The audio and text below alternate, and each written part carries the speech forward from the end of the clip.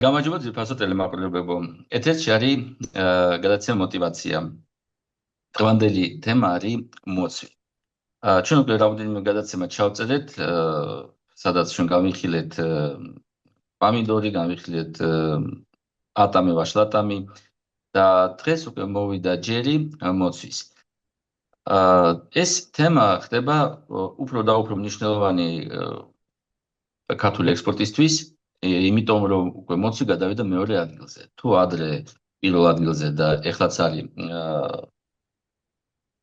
თხილი, რომელიც $100 მილიონ ნუ იმაზე არის სვარზე და უფრო მეტიც და ადრე მეორე ადგილზე იყო ატამი, ვაშლატამი, სადაც დაახლოებით $30 მილიონი ექსპორტი იყო, ნუ აი დაახლოებით ახლა შარშან ექსპორტი იყო დაახლოებით $28 მილიონი და უკვე წელს მოცვის ეს უკვე დარგი გაასწრო ატამს და 28 და 28 მილიონი და $200,000 ექსპორტი წარმოადგენს. ესე იგი და წელს კიდე იზრდება მოცვის ესე იგი მოსავალი და კიდე გაიზრდება ეს ციფრი. ჩვენ როცა ვლაპარაკობთ მე და გიორგი აი ამ თემაზე, გიორგი სულ აღნიშნავდა რომ მოცვის თემა ყველაზე კარგად არის დალაგებული საქართველოში. ნუ რა თქმა უნდა, ეხლა თხილის მეტნაკლებად არის დალაგებული, მაგრამ თუ შევადაროთ მოცვის თემა და სხვა როგორც ვაშლი, ატამი და ტომატები და სხვა კულტურები, მოცვის თემა მეტნაკლებად არის დალაგებული და ჩვენ ზუსტად მე მინდოდა რომ დღეს მაგაზე ვისაუბროთ გიორგისთან, რა უპირატესობა არის აი ამ როგორ დალაგებული ეს თემა არის, როგორ შეგვიძლია სხვა თემების დავალაგოთ, აი გამიხილოთ მოცვის მაგალითი და ვილაპარაკოთ აი კონკრეტულ დეტალებში აი ამ ესე იგი უპირატესობა რაც არის მოცვის თემაში.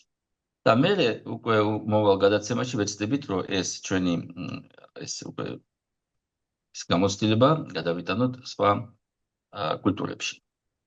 გამარჯობათ გიორგი. გამარჯობათ. ისე იგი დავიწყოთ ლაპარაკით. პირველ რიგში როგორ არის ეს თემა დალაგებული საქართველოში, ვინ არის მსხვილი მოთამაშეები, როგორ მიდის ეს პროდუქცია ექსპორტზე და რა კიდე შეგვიძლია გავაუმჯობესოთ, იმიტომ რომ მოსავალი იზრდება და რა შეგვიძლია გავაკეთოთ ამ მოსავალთან, რა პოტენციალი გვაქვს ჩვენ, სად შეგვიძლია გავიტანოთ, ახლა ძირითადად ეს გადის რუსეთში და რა კიდე პოტენციალური ბაზრები არსებობს მოცვისთვის, რომ ვიფიქროთ მაგაზე, ვიზრუნოთ ხარისხზე, რომ ეს ვერ პრობლემა არ შეიქმნას. ტრადიციულად პატარა გლობალურ მიმოხილვას გავაკეთებ და ამ გლობალურ ჩარჩოში საქართველოს ადგილზე და ჩვენს რეალობაზე, პლუსებზე და მინუსებზე ვისაუბროთ. ზოგადად ძალიან აქტიური ესეთი პიარი მიმდინარეობს მოცვის ინდუსტრიის მსოფლიო მასშტაბით, ეს არ ხდება მხოლოდ საქართველოს ჩარჩოში, არამედ მსოფლიო მასშტაბით მიმდინარეობს. მოცვს როგორც სუპერხილ, სუპერსაჭმელს წარმოადგენს მთელს ამ პიარ კამპანიაში მსოფლიოში. მოცვი მართლაც ჯანმრთელობის სასარგებლო პროდუქტი არის. მართალია სხვა ხილთან შედარებით ეს ძვირიანი პროდუქტი არის, მაგრამ რაც უფრო იზრდება მოცულობები, მისი სხვადასხვა სეგმენტში შესვლაც ხდება, არა მხოლოდ პრემიალურში რჩება, არამედ მას მარკეტშიც გადადის ნაწილობრივ. ავხსნი ეს როგორ და რანაირად ხდება, მინდა თანმიმდევრობით მივყვე, ჯერ პატარა შესავალს დავიწყებდი. დღეს მოცვს როგორც თქვი სუპერ საკვებად მოიხსენიებენ, ზოგადად მოცვი არის დაბალკალორიული, მაგრამ ასევე მდიდარია ბოჭკოვანით, შეიცავს მრავალ ვიტამინს და მინერალს, რომელიც აუცილებელია გონების და სხეულის კარგი ფუნქციონირებისთვის. მოცვი შეიცავს ბევრ ფიტონუტრიენტებს, სცენარეებში არის ნაპოვნი სხვადასხვა მეტაბოლიტები, რომელიც აუცილებელია, რომ ვიტამინები და მინერალები არ იყოს. არ არის აუცილებელი, სარგებელი მოაქვთ ადამიანის ჯანმრთელობის ნივთიერებებს. სხვადასხვა კვლევებში გამოყენებული იქნა ინფორმაცია მოცვზე, ზოგი ამბობს, რომ გარკვეულ ზემოქმედებას ამცირებს, როგორც კიბოს რისკის შემცირებასთან, ასევე სპორტულ შესაძლებლობების ამაღლებასთან. მთლიანობაში ზოგადად პროპაგანდა ისეთი მიმდინარეობს, რომ მოცვი ძალიან სასარგებლო არის ადამიანის ჯანმრთელობის, ესეც ხელს უწევს მისი მსოფლიო მოხმარების ზრდას. არა მხოლოდ რომ ის გარკვეული გემოვნებით, ფორმით ან სხვა რამით გამოირჩევა, არამედ ძალიან აქცენტირებული არის მის სარგებელზე ჯანმრთელობაზე, ესეც ხელს უწყობს მის მასიური მოხმარების ზრდას მსოფლიო მოხმარების კუთხით. ეს ჩვეულებრივი მაგალითი მოვუყანე, ქრონოლოგიურად პლანტაციებიდან გადავალ უკვე თვითონ მოცვზე და წარმოების დეტალებზე და სხვა ფაქტორებზე. ეს არის სხვადასხვა ქვეყნიდან აღებული სხვადასხვა ტიპის პლანტაციები, ეს არის ღია გრუნტის პლანტაციები. რაც შეეხება დღევანდელ დღეს, დაახლოებით ის ციფრები არის ესეთი, რომ მოცვის გლობალური წარმოება არის 1.850.000 ტონა, საიდანაც დაახლოებით 900.000 ტონა განკუთვნილი არის ხოლმე გადამუშავებისთვის. ეს მიდის წვენებში, იოგურტებში და ასე შემდეგ. გამომშრალის სახით და მოკლედ მთლიანი ინდუსტრია გადამუშავების არის 900.000 ტონამდე დღესდღეობით, ესეც იზრდება. სხვა ყველაფერი ძირითადად სულ ფრეშის სახით იყიდება, ცოცხალი ხელის სახით.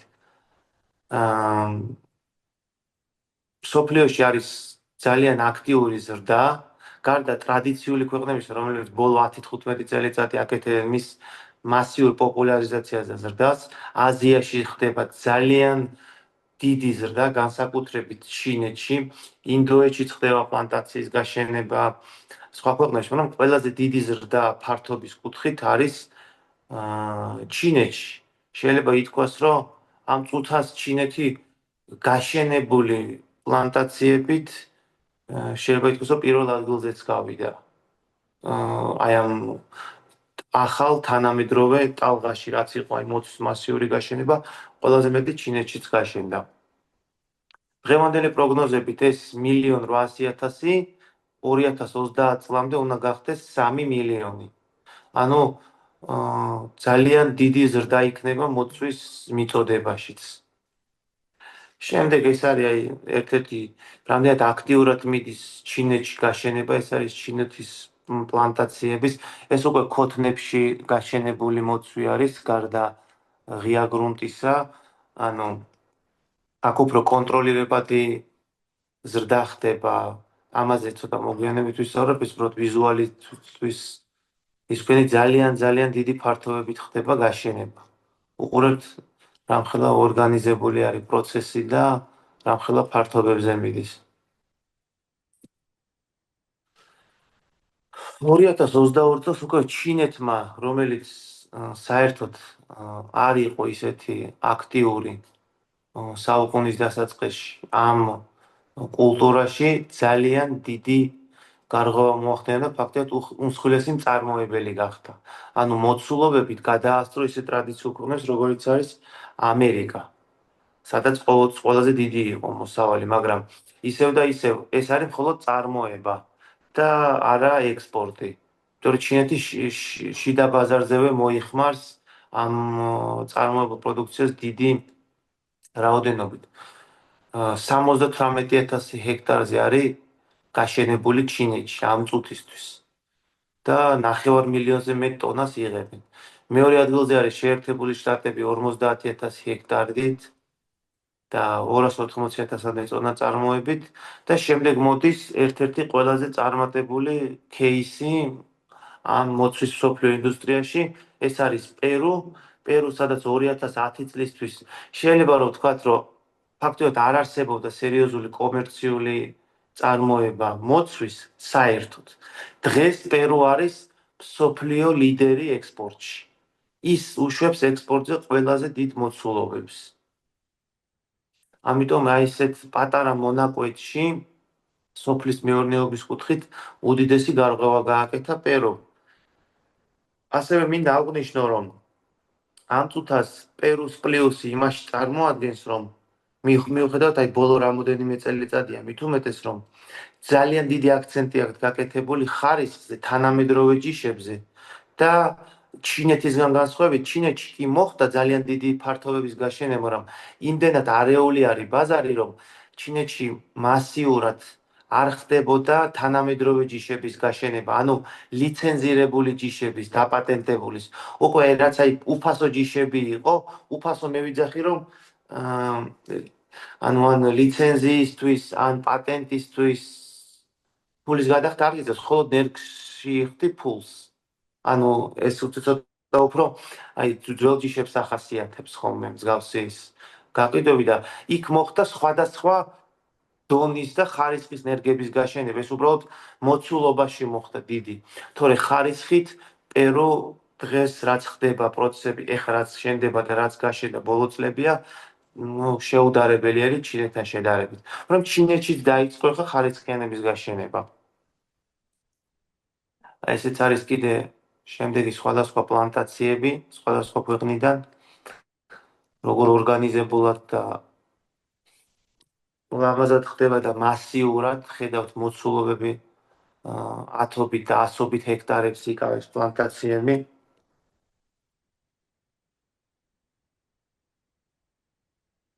ეს მარცხნივ მაღლობზე გაკეთებული წყლის საცავი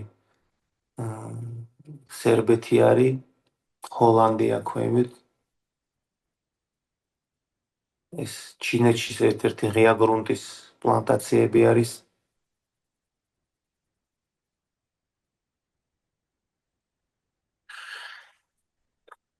დღეს მსოფლიოში რაც იყო დაახლოებით 2019 წელს 200,000 ჰექტრამდე დაფიქსირებული, დღეს უკვე გაშენების და 280,000 ჰექტარს უახლოვდება. ანუ ნათელია რამდენად აქტიურად ხდება მსოფლიო მასშტაბით ამის გაშენება.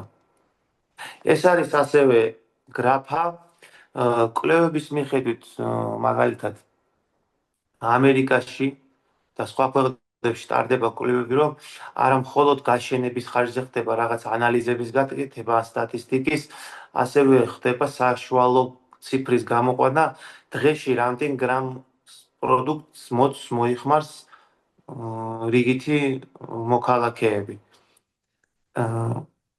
უყურებთ, რომ წლიდან წლამდე თუ რამდენად აქტიურად არის ზრდა, ანუ 80-იანი წლებიდან მოყოლებული 2020 წლამდე, განსაკუთრებით აი 2005-იანი წლებიდან რომ დაიწყო აქტიური მოხმარება, სულ ზრდის პროცესშია და პროგნოზებიც კიდე ჯერჯერობით აქტიურ ზრდას გვიჩვენებენ. საინტერესო არის, რომ და ეს ჩვენთვის გასათვალისწინებელი იქნება, რომ საქართველოში ძალიან იზრდება მოცულობები. ყველაზე აქტიური ზრდა მოხმარების არის ამერიკაში და იქ კიდევ მიმდინარეობს მოხმარების ზრდა. ევროპაშიც შემდეგ არის ყველაზე აქტიური მოხმარება ამერიკის შემდეგ და იქაც ნელ-ნელა იმატებს ზრდა. რუსეთის ბაზარზეც ხდება მოხმარება და იქაც ხდება ზრდა. ბოლო გარკვეულმა ფაქტორებმა ცოტა შეანელა ზრდის ტემპი, მაგრამ პროგნოზის მიხედვით ზრდის დიდი პოტენციალი გააჩნია მოხმარების კუთხით. ამიტომ ძირითადი ბაზრებისაც ჩვენთან ჩინეთშიც სხვათა შორის მიუხედავად დიდი მოსავლისა, იქაც ჯერ პატარა არის მოხმარება. მიუხედავად იმისა, რომ ძალიან დიდი მოცულობები იყიდება უკვე, ანუ პოტენციალი იმისა, რომ პირობითად აი ჯერ ამერიკასაც რომ დაეწიოს მთლიანობაში ევროპა და ჩინეთი ძალიან დიდად გაიზრდება. ანუ მე ვიძახი, რომ ამერიკაშიც ხომ იზრდება პროპორციულად ამ წუთას, რაც არის მოხმარება და სხვა ქვეყნებშიც რომ ჯერ მხოლოდ ამერიკას რომ დაეწიონ მოხმარების კუთხით, უკვე ძალიან დიდი მოთხოვნა გაიზრდება მოცვის ბაზარზე. და ეს ზრდა ხომ კიდე მიმდინარეობს გარდა ამერიკასთან დაწევისა, ანუ პარალელურად გლობალურ ზრდაზე მაქვს საუბარი. ამიტომ ჯერ კიდე დიდი პოტენციალი არის მოხმარების კუთხით წინ. აქ ნათლად არის ნაჩვენები, რომ როგორ ხდება უკვე მოცვის არა მხოლოდ უბრალო გაშენება მიდის, არამედ კონსოლიდირებული გაშენება მიდის საშუალო და მსხვილ წარმოებლებს შორის, რომლებიც ხდებიან ვერტიკალურად ინტეგრირებული. იმას გულისხმობ, რომ უბრალოდ გაშენებაზე დღეს აღარ კეთდება აქცენტი. მთლიანი ჯაჭვის შეკვრა ხდება ამ ინდუსტრიაში, დაწყებული მოცვის მოყვანიდან, დამთავრებული მის რეალიზაციაზე რიტეილებში, სუპერმარკეტებში და მსხვილ იმპორტიორებზე. რომ მთელი ჯაჭვი ქონდეთ შეკრული, დაწყებული წარმოება, მოყვანა, post-harvest management-ი, ანუ კრეფის შემდგომ ჩაციება, შეფუთვა, დაფასება და ექსპორტზე გაშება. ანუ მთლიან ჯაჭვს კრავენ. ამ ინდუსტრიაში დღეს ნაკლებად არის ის ზრდა იმ კუთხით, რომ უბრალოდ ხდება გაშენება. ძირითადი გამშენებლები დღეს მსხვილი არიან ის მოთამაშეები, რომლებიც მზად არიან ეს სრული ჯაჭვის შეკრან, ან გარკვეული კოოპერატივის გარშემო გაერთიანება, სადაც მოხდება დაგვირგვინება გაშენების შემდგომი პროცესების, ეს ჩაციება იქნება, ექსპორტი და რეალიზაცია. დღეს მოცვის ინდუსტრია რაც იყო 20-30 წლის უკან ეგრეთ წოდებული კოტეჯური მრეწველობისგან გადაიქცა უაღრესად კომერციულ ინდუსტრიად, მსოფლიო მასშტაბით. ყველაზე ისეთი იმედის მომცემის და ამ ინდუსტრიაში არის იმასთან დაკავშირებული, რომ პროგნოზებით მოცვი უნდა დაეწიოს მარწყვის მოხმარებას. ეს იქნება ძალიან დიდი გარღვევა მოცვის ინდუსტრიისთვის. თუ მოცვი გაუტოვდა მარწყვის მოხმარებას, შეიძლება ითქვას, რომ როგორც მინიმუმ 3-ჯერ გაიზრდება მსოფლიო მოთხოვნა და ეს ყველაფერი პროგნოზები 2030 წლისთვის კეთდება.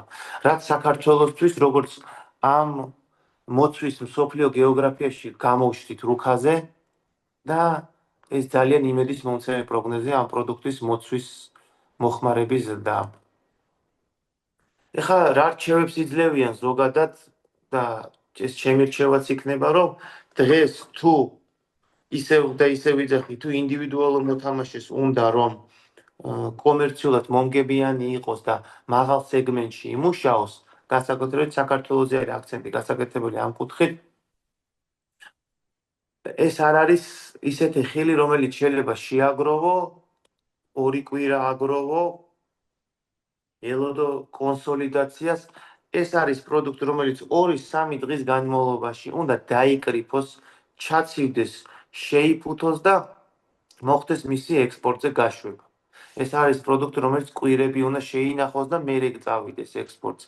ამიტომ აქ საჭირო არის იმხელა მოცულობის გაშენება და გათვლა სწორი ჯიშის, რომ ჰექტარიდან სავარაუდო მოსავლის რაოდენობა გადამრავლებული იმ რამოდენიმე ჰექტარზე, რაც იქნება მინიმალურად გაშენებული, იძლეოდეს იმის საშუალებას, რომ 2-3 დღის განმავლობაში საშუალოდ 15-20 ტონა კონსოლიდირება მოხდეს. ეს არის ის მოცულობა, რაც იძლევა მთლიანი მანქანის დატვირთვის საშუალებას და ეს არის ის მოდელი, რომელიც უნდა იყოს გათვალისწინებული ექსპორტზე ორიენტირებული წარმოებლისთვის, ფერმერისთვის.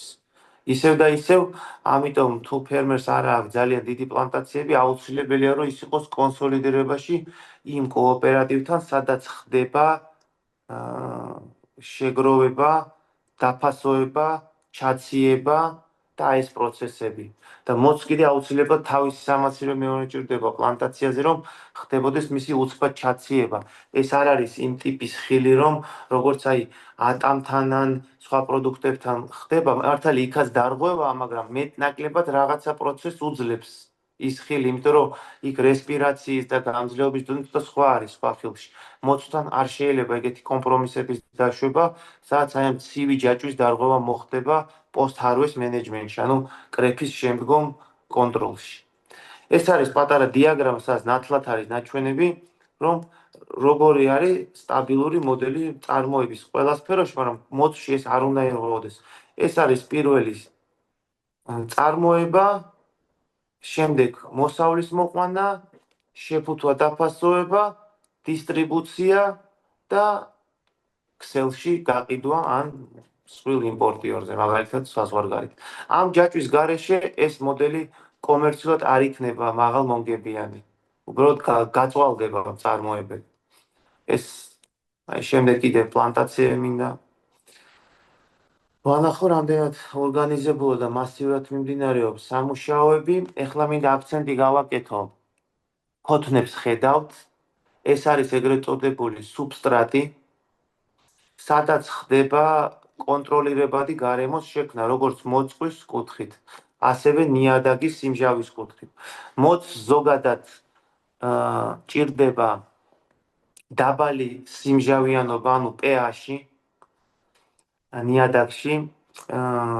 თუ დაუშვათ სხვა კულტურები 6-7-ის ფარგლებში მოდიან, მაგალითად ატამი, მოწს ჭირდება დაახლოებით საუკეთესო ფანჯარა არის 4.5-5 შორის, რომ იყოს ნიადაგის სიმჟავე. ამ სუბსტრატებში, ამ ქოთნებში ხდება ზუსტად იმ გარემოს შექმნა, რაც აძლევს მოწს საშუალებას, რომ თავის საუკეთესო გენეტიკური თვისებები გამოავლინოს და მაქსიმალურად კარგად განვითარდეს. რასაკვირველია, თუ ამ ყველაფრის სწორი კვება, მორწყვა, წვეთოვან სისტემაზე დასვა და ამ ფორმით ხდება. ეს ფორმა უფრო საწყის ეტაპზე უფრო მეტად ხარჯიანი არის გაშენების პროცესში. სამაგიეროდ უკუგდება, მეტი მოსავალი აქვს ჰექტარზე რაოდენობის მხრივ, როცა შევა ჩვეულებრივად მსხმოიარობაში და უფრო კონტროლირებადი და გარანტირებული გარემო ხდება, რომ თქვენ მიიღოთ ის კომერციული მოგება და გაცვლა, რაც ჩანაფიქრში არის. ასევე აღნიშნე, დღეს პერუ ისევ ლიდერი არის, 340,000 ტონას აღწევს უკვე ექსპორტში, ქვეყანა რომელიც 10-15 წლის უკან ფაქტიურად არ ჩანდა აქტიური ექსპორტიორების რუქაზე. ანუ ესეც მაგალითი არის, შეიძლება ითქვას, სწორი მენეჯმენტის და ინვესტიციების და სწორი ვექტორის ინდუსტრიაში. იქ ასევე უკვე იწყებენ ახალ ჰიდროპონიკური სტილის ჯიშებზე და ჰიდროპონიკურის მოვლაზე გადასვლას, რაც უკვე მეტ კონტროლს, მეტ მოსავალს და უფრო მეტ კომერციულ მოგებას პირდება წარმოებას, მაგრამ ეს ისევ იტყვი დაკავშირებულია უფრო მეტ ინვესტიციასთან, სამაგიეროდ ისევ მეტი უკუგდება ექნება. ესეც კიდევ ერთი მაგალითები პლანტაციების გაშენების, თუ რამდენად ორგანიზებულად და სერიოზულად ხდება ამ ყველაფრის ინდუსტრიის წინსვლა. ესეც ერთ-ერთი გრაფიკი არის 4 ძირითადი ფაზის, ანუ მაგალითს მოვყვანე, უკვე ხდება აი ამ კონტროლირებად პლანტაციებში უკვე იციან დაახლოებით სად, რამდენი და როგორ ლიტრას წყალს მოიხმარენ თითოეული ჰექტარი. აი ეს გრაფიკები არის ნაჩვენები, რამდენად აკონტროლებენ წყლის მორწყვის სისტემას, იციან რომელ ეტაპზე რამდენად აქტიური ხდება. ეს დამოკიდებულია ჯიში რომელ თვეში როდის ხარობს, მაგრამ ეს ერთ-ერთი ჯიშის მაგალითი მაქვს აღებული. აი ესეთი მენეჯმენტი ხდება სრული კონტროლის. ესეც აი სხვადასხვა ქოთნებში გაკეთება. ეს უკვე ჩვენი უგემრიელესი ნაყოფები, სხვადასხვა სტილის, ზოგიერთი სურათი ჩემი პირადად გადაღებულია პლანტაციებზე, როცა ექსპორტზე და რევიზიებზე ვარ ხოლმე. ხედავთ რა მადის ამღვრელად გამოიყურება, არა მხოლოდ კომერციულად, არამედ ესთეტიკურად და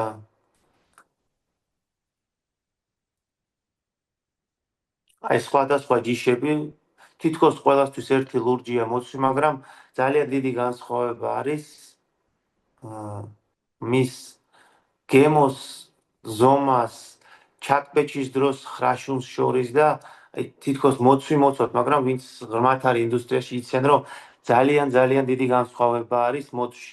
მოცვი უკვე მანქანასავით არის. რო თქვა რომ მოცვი მაქვს, ეს ნიშნავს რომ თქვა მანქანა მყავს. მაგრამ რა მანქანა გყავს, უკვე იქ დიდი განსხვავებაა. შენ ოპელი გყავს, ფერარი თუ BMW თუ ჯიპი, აი მოცვით დაახლოებით ეგეთი მიმართულებები უკვე წარმოქმნილი არის ჯიშების მიხედვით. ეს მინდა ჩემი ერთ-ერთი საექსპორტო სეზონის დროს გაკეთებული და ეს სპეციალურად საქართველოს ერთ-ერთი პლანტაცია ახალგაზრდა მოვიყვანე, რამხელა ფართობებზე ხდება გაშენება. ეს არის ძალიან დიდი ჯიშის მოცვი. აი ეს 18, 19 და 20-იანი კალიბრები ეს არის ძალიან სერიოზული ხარისხის მოცვი. ამ წუთას არ დავიწყე კონკრეტიკების დასახელს, ნახეთ, ეს ქართულ სექტორში და არა მხოლოდ ძალიან სერიოზული მიღწევა არის ესეთი ხარისხიანი და ისეთი ჯიშების წარმოება. დღეს უკვე გვაქვს ეგეთი პრეცედენტები და არა მხოლოდ პატარა მოცულობებით და სწორგზას ადგას. ეს არის ერთ-ერთი ყველაზე თანამედროვე ძლიერი გენეტიკურად და სერტიფიცირებული ჯიშები და რეზულტატსაც იმაზე ხშირად ხანდახან მეცაც იძლევა, ვიდრე მოელიან. ეხლა მინდა პატარა სოფლიო მიმოხილვის შემდეგ დავუბრუნდე უკვე ჩვენ საქართველოს სიტუაციას, რაც ყველაზე საინტერესო იქნება ჩვენთვის. ესეც საქართველოს პლანტაციებიდან არის გადაღებული სურათი.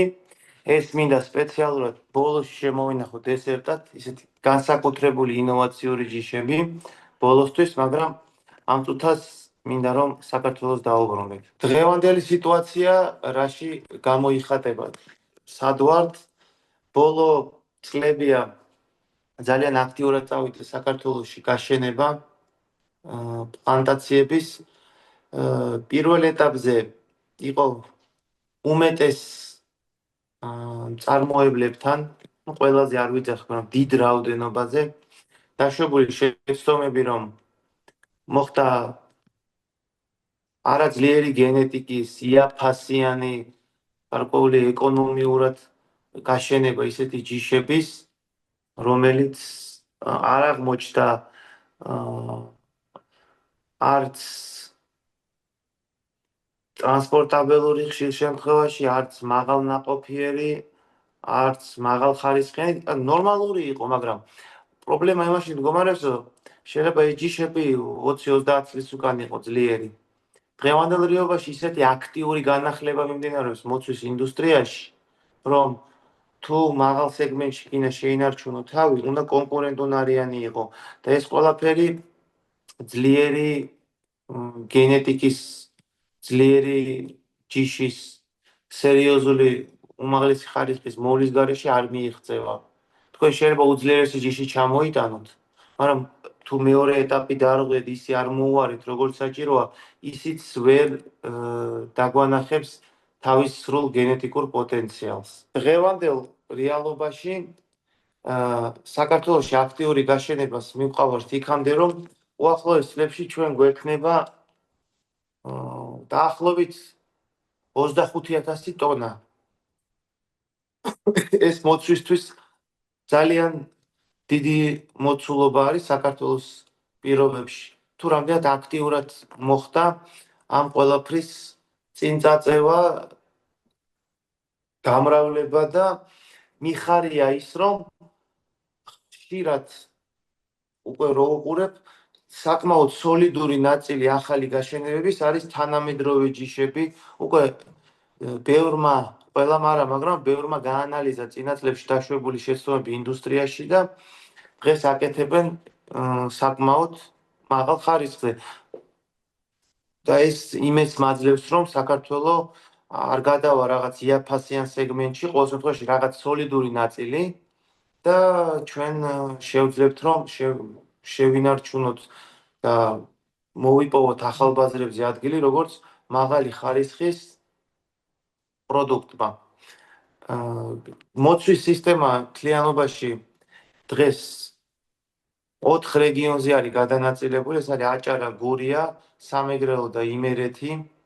ძირითადად ამ ნიადაგებზე არის გაშენებები მოყვანილი, ვინაიდან არა მხოლოდ კლიმატური, უფრო ნიადაგური მომენტებიც წყვიტავს, დასავლეთში უფრო ხშირი არის დაბალი სიმჟავიანობის მიწები, მაგრამ სიმართლე რო გითხრათ, ყოველთვის იდეალური მიწაც იქაც არ გვხვდებათ, თავში და აღმოსავლეთთან შედარებით pH-ის კუთხით სიმჟავის, იქაც ხდება ამ ყველაფრის კორექტირება. ეს უნდა ნიადაგის კორექტირება ერთი წლით ადრე იწყება, სანამ მოხდება ახალი პლანტაციის გაშენება, იქ გარდა გაფხვიერებისა და სხვა პროცესებისა, რაც უნდა მოხდეს ნიადაგში, აუცილებელი რომ ნიადაგი ესეთი აერაცია აქტიური იყოს ნიადაგში, ტორფის შეტანა ხდება და ტორფის ხარჯზე ახდენენ სიმჟავის დაწევას იმ ჩარჩომდე, რაც მოცვისთვის საუკეთესო არის. მაღალ ჩარჩოზე ვერ ხდება მოცვის განვითარება ისე როგორც საჭირო არის, მე მაქვს საუბარი კომერციულ პლანტაციებზე და სადაც pH-ი 6-ის ზემოთ მიდის, იქ უკვე ვერ ხდება. აღმოსავლეთში ძირითადად არის 7-6.5, 7.5 და აი ესეთი ნიადაგი და ამ ნიადაგი არ არის გათვლილი მოცვისთვის. რა შეიძლება მოხდეს ამ კუთხით, რომ არსებობს ორი ვარიანტი, როგორც თქვი, ნიადაგის ტორფით გამჟავიანება და მსგავსი პროცედურების ჩატარება, რომ სიმჟავე დაიწიოს, თუ ეს კომერციული გაშენება მოხდა პლანტაციის, მაგრამ ეს ხარჯებთან არის, სოლიდურ ხარჯებთან ასოცირებული, მაგრამ ეს ინდუსტრიაც მოითხოვს ინვესტიციას, თუ შენ გინდა ეს გქონდეს. ასევე არის ალტერნატივა ქოთნებში. ქოთნები არ არის დამოკიდებული ნიადაგის სიმჟავეზე. ქოთანში თვითონ არის შექმნილი ის გარემო სუბსტრატში, რაც აძლევს საშუალებას, რომ მიცეის ყვება, ის სიმჟავე შეუქმნა, რაც მას მისცემს საშუალებას, რომ მაქსიმალურად ძლიერად განვითარდეს და მაქსიმალური შედეგი გამოიღოს ნერგმა, რაც მოსალოდნელია მისგან. პრინციპში დღეს ქოთნების გაშენება ეს არ არის რაღაც გამონაკლისი, უკვე სოლიდური ნაწილი პლანტაციების ახდენენ მსოფლიო მასშტაბით, მათ შორის საქართველოშიც ქოთნებში გაშენებას. ამიტომ ეს უკვე ჩვეულებრივი და ეფექტური პრაქტიკა არის. პრობლემები რაში მდგომარეობდა, რომ მე პოლონეთთან არაფერი პირადული არ გამაჩნია, უბრალოდ ხშირად ხდებოდა პოლონეთთან შემოტანა იაფიანი და ჯიშების, რომელიც ძვირად ხდებოდა, მე კიდე მათი გადაყიდვა შედარებით იქ ძალიან იაფიანი იყო შესყიდული და ამან დააზარალა ბევრი ფერმერი თავის დროზე, როცა პირველი მასიური გაშენებები დაიწყო საქართველოში და დღეს ეს გაანალიზებულია ყოველ შემთხვევაში სოლიდურმა მოთამაშეებმა და ბევრმა გაანალიზეს ეს და იგივე შეცდომებს აღარ უშვებენ. მეორე შემთხვევაში ეს რას იწვევს, რომ ნერგი არ იძლევა ისეთ კალიბრს, ისეთ ხარისხს, ისეთ სიცოცხლის უნარიანობას, რომელიც საჭირო არის კომერციული საექსპორტო გათვლისთვის. ასევე ტენდენციები მსოფლიოში დღეს ისეთია, რომ შენ რომ გაქვს მოცვი, ეს იმას ნიშნავს, რომ შენ გაქვს უბრალოდ მანქანა, მაგრამ შენ უნდა დაუკონკრეტო უკვე, მაგალითად ევროპაში ბევრ ქსელებში უკვე ესეთი მოთხოვნა არის, რა მანქანა გყავს. ანუ დღეს რახან შენ მოცვი გაქვს, იმას არის, რომ შენ აუცილებლად ყველაზე ძვირად გაყიდე ევროპაში თუ იღებთ ორიენტირს მაგალითად. და დღეს უკვე მოცვის გაყიდვა აქტიურად დაწყებული არის ევროპაში, ძალიან კარგი ნაბიჯები იქნა გადადგმული. შემიძლია ვთქვა, რომ აი რაც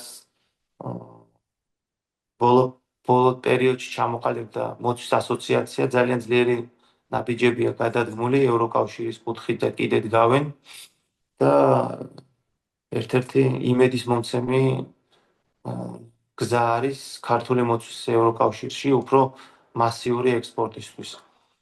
მაგრამ მოთხოვნები იზრდება. მოდში ყალიბდება თავისი სეგმენტი, სადაც ჩვენ ხვდებით ესეთ რამეს, რომ ზოგიერთი ქსელი ზოგიერთ ჯიშთან საერთოდ აღარც მუშაობს, ანუ ამ დონეზე არის მოთხოვნა. ანუ თქვენ თუ გაქვთ რომელიღაც ძველი ჯიშები, უბრალოდ აღარც კი შეხედავენ თქვენ რა მოგყავთ ან როგორ მოგყავთ. უბრალოდ არ იყიდიან და მან თავდება. ანუ აქაც სტანდარტი ჩამოყალიბდა. ასევე ჯიშებს შორის ფასის გრადაციაც მიდის.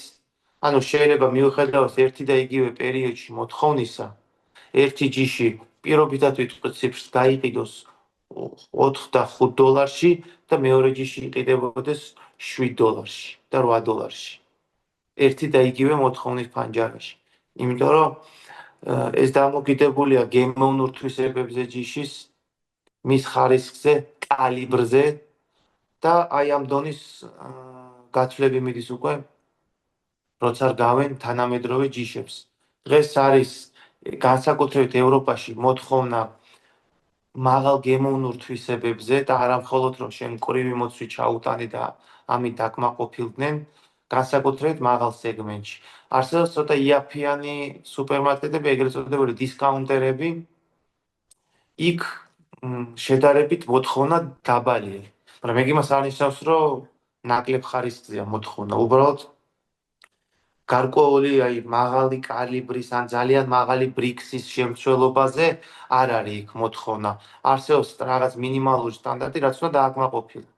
და თუ შენ გინდა უფრო მაღალ ღირებულებაში გაიყიდო, იქ უკვე მოთხოვნებიც იზრდება. როგორც იქ ბრიქსთან, როგორც იქ კალიბრთან და გემოვნურ თვისებებთან. უკვე სხვა დონეზე არის ცოტა მოცვის ინდუსტრია, უბრალოდ კარგის მოყვანა რიგით ჯიში აღარ აკმაყოფილებს. ზოგიერთ ბაზრებზე იყიდება ნებისმიერი. ანუ იმ კუთხით, რომ ჯერ არ უყურებენ, მაგრამ ყველა ბაზარი უკვე მიდის აქეთკენ. მომავალში ძალიან გაუჭირდება ძველ ჯიშებს და ეს მომავალი არ არის ძალიან შორი. მე ვიძახი უახლოესი რამოდენიმე წლის პერსპექტივაში. ყოველწლიურად სტანდარტი უფრო იზრდება და იზრდება, ახალი ჯიშები დომინირებას იწყებს ბაზარზე. პირველ რიგში გაიყიდება ახალი ჯიშები, მეორე რიგში გაიყიდება უკვე რაც შემორჩება. იოგი, ეს აი არის რეალური. რო გამიხილოთ ახლა საქართველოს რასაც ასოციაციაში ხდება, ნუ ასოციაციაში ჩვენ როგორც ვიცით, იქ არის ნუ თანამედროვე ჯიშები, აქ არის დიდი წის გაკეთებული და კალიბრიც დიდი არის, სხვადასხვა ესეც გთხოვ დააზუსტე რა არის პატარა კალიბრი, რა არის საშუალო, რა არის დიდი, რომ ჩვენი ფერმერი იცოდეს რაზე არის საუბარი. მაგრამ აქ არის ძალიან დიდი კიდე ნაწილი პატარა ფერმერები, ვისაც აქვს გექტარზე ნაკლები. აი, ამათ რა ურჩიოთ? რა უნდა გააკეთოს ეს ფერმერი?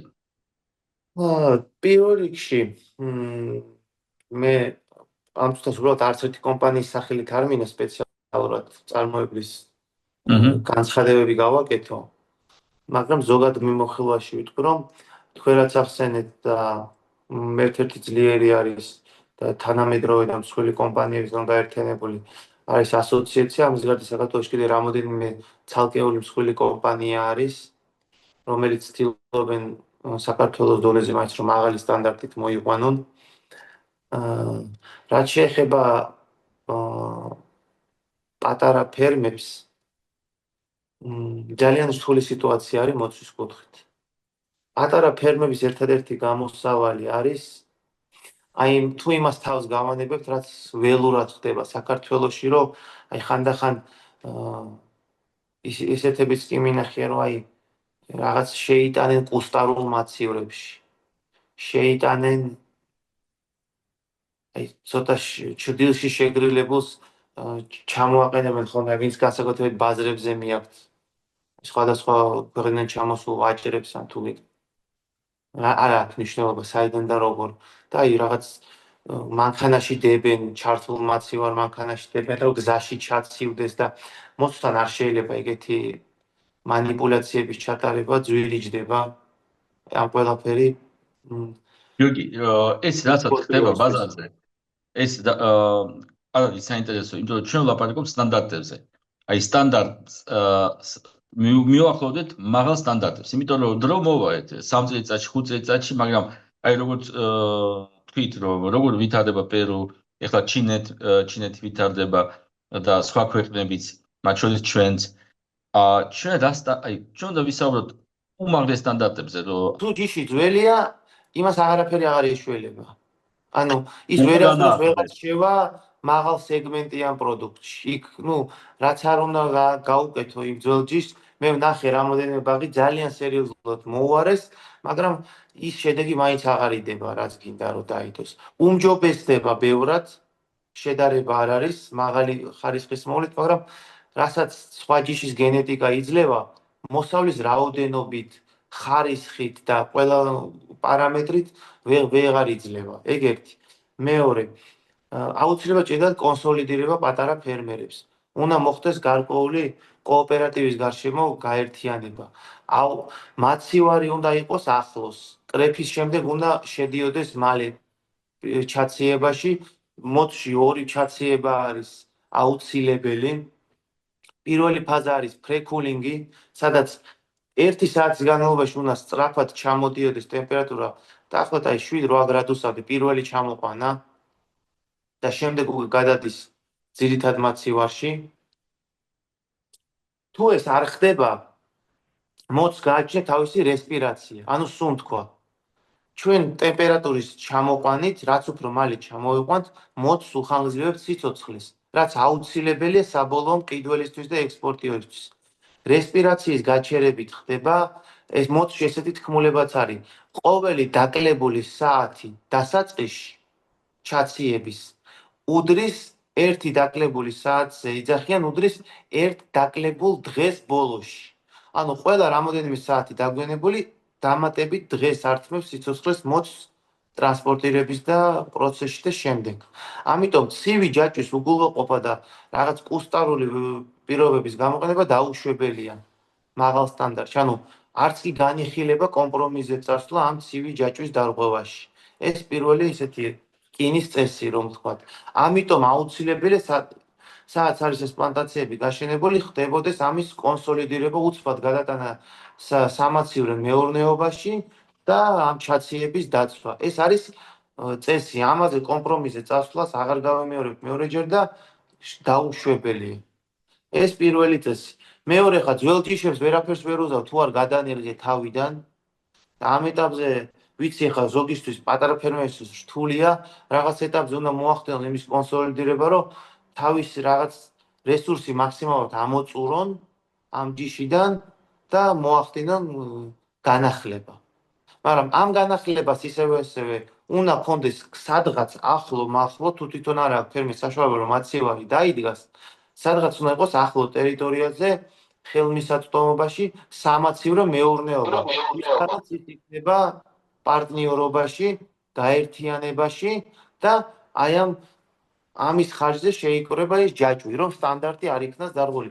სხვა შემთხვევაში არ ვიცი ხარ, იცი უთხრა, მაშინ სუფთა გამართლების მომენტი იქნება, ივარგებს, არ ივარგებს, გადარჩება, არ გადარჩება და ასე შემდეგ. ეს უკვე ბიზნეს გეგმაში ესეთი რაღაცეები აღარ ხდება ამ ყველაფრის გათვლა. კი. და კალიბრზე ესე იგი, კალიბრი კალიბრზე რა ხდება?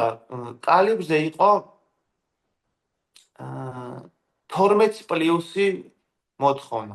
ანუ ზოგადად 12-ზე მეტი უნდა იყოს, მაგრამ ეს არის ყველაზე მინიმალური. დღეს ზოგიერთ სუპერმარკეტებთან უკვე მოთხოვნა არის, რომ მაგალითად ზოგს უკვე 14-ზე ნაკლები აღარ უნდა. ანუ ეს რა პრობლემას ქმნის, რომ თუ გადარჩევის ხაზი არ იყო და ძველი ჯიში არის და მასში ბევრი გამოდის დაბალი კალიბრის, ანუ ესეც უკვე ავტომატურად პრობლემას შეუქმნის იმ პლანტაციას, ვისაც არ აქვს საშუალება მაღალ კალიბრიანი მოიყვანოს დიდი პროცენტით. 12-14 არის ქსელები უკვე ცოტა უფრო მაღალ სეგმენტში ყიდის. იქ 16-დან არის უკვე მოთხოვნა. 16. ნუ ხა 18-ებს დემაზე აღარ ვიძახი, წეგან სპეციალურად განახეთ იმაში. სურათებში მე კიდევ დაუბრუნდები მაგას, ეხა რა კალიბრებზე არის კიდე მოთხოვნა და ზოგადად რა ხდება ბაზარზე. ეს ყველაფერი ისევ და ისევ მოვლასთან და ბუჩქის გენეტიკასთან არის დაკავშირებული. ანუ კალიფსაც უკვე ენიჭება მნიშვნელობა ხარისხთან პარალელურად. ნუ ესე იგი თუ ეხლა თუ ძველი ჯიში არის და მაშინ რჩევა არის უნდა განაახლდეს ეს ბაღი იმიტომ სხვანაირად აი ახლო მომავალში უკვე ვერ გაუწევს კონკურენცია საექსპორტო ბაზრებზე ეგეთი არის დასკვნა დიახ ხარა შეუძლებელი იქნება რომ ძალიან გაიზარდა კონკურენცია ყველა ქვეყნებში გადარგვა მიდის მასიურად წამყვან ექსპორტიულ ქვეყნებშიც ანუ მე დაჟე რისი თქმა მინდა რომ ქვეყნები სადაც წარმატებული პრესტიჟული ექსპორტი მიდის და იმ ზოგიერთი ძველი ჯიშიც კი იქაური იმაზე კარგი არის რასაც ჩვენთან ვეძახით ხა ძველ ჯიშებს იმათი გადარგვაც კი მიდის ანუ ხო წარმოგიდგენთ კონკურენცია რამ ხელაზე იზრდება იქ რასაც დღეს ეძახიან ძველს ხო იმ დონის ზოგიერთი ჯიში ნეტაი რო იყოს ჩვენთან არ გვაწყენდა მაგრამ იქაც კი ხდება იმის გადარგვა ზოგიერთები ისეთ სუპერ ჯიშებს გავენ რომ უბრალოდ ვერც ერთ პარამეტრში ახლოსაც კი ვერ მივა ზოგიერთი ჯიში რაც საქართველოში არის დღეს დარგული. ანუ უბრალოდ აი პარამეტრი არ არსებობს, რაც ის შანსს დაუტოვებს. გიორგი და აი ხლა ჩვენ უკვე მივიდივართ იქამდე, ნუ რა თქმა უნდა ხლა მე მინდა კიდე გავჩერდე ასოციაციაზე, მაგრამ ერთი საკითხი მინდა გავიარო, იმიტომ რომ რაღაცა მინდა დავაიმედო ფერმერს, ვისაც აქვს ძველი ნარგავი, ანუ ძველი ჯიშები და რომ მოუწევს მაგას გადარგვა. მე მინდა უკვე ამ ფერმერებთან ვისაუბრო, როგორც აი პროექტების სახით და ბიზნეს გეგმით. მაგრამ აქ აუცილებლად უნდა გავიაროთ ფასი. აი ფასად წარმოქმნა როგორ ხდება ახლა მსოფლიო ბაზარზე და რა მოლოდინი არის ახლო მომავალში ფასების დინამიკაში. ფასების წარმოქმნა დამოკიდებული არის მრავალ ფაქტორზე. პირველი ეს არის